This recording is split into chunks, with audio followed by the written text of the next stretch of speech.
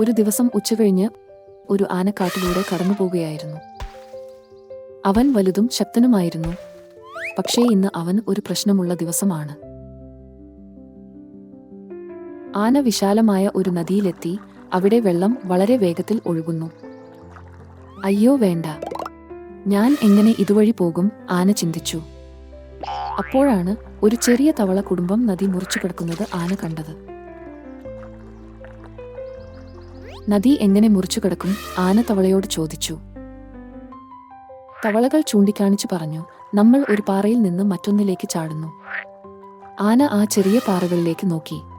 അവൻ നെടുവീർപ്പിട്ടു പറഞ്ഞു, പക്ഷേ നിന്നെപ്പോലെ ചെറിയ പാറകളിൽ ചാടാൻ എനിക്ക് പറ്റില്ല, ഞാൻ വളരെ വലുതാണ്. ആന കുറച്ചു നേരം ആലോചിച്ചു. ഒരു ആശയം കിട്ടി.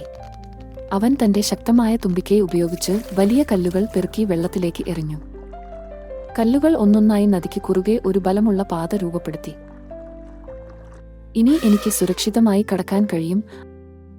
ആന പുഞ്ചിരിച്ചുകൊണ്ട് മറുവശത്തേക്ക് എത്താൻ ഓരോ കല്ലിലും ശ്രദ്ധാപൂർവം ചവിട്ടി.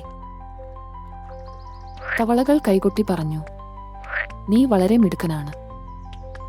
ആന പുഞ്ചിരിച്ചുകൊണ്ട് പറഞ്ഞു, വലുതോ ചെറുതോ, ബുദ്ധിശക്തിക്ക് മാത്രമേ എല്ലാ ബുദ്ധിമുട്ടുള്ള ജോലികളും എളുപ്പമാക്കാൻ കഴിയൂ.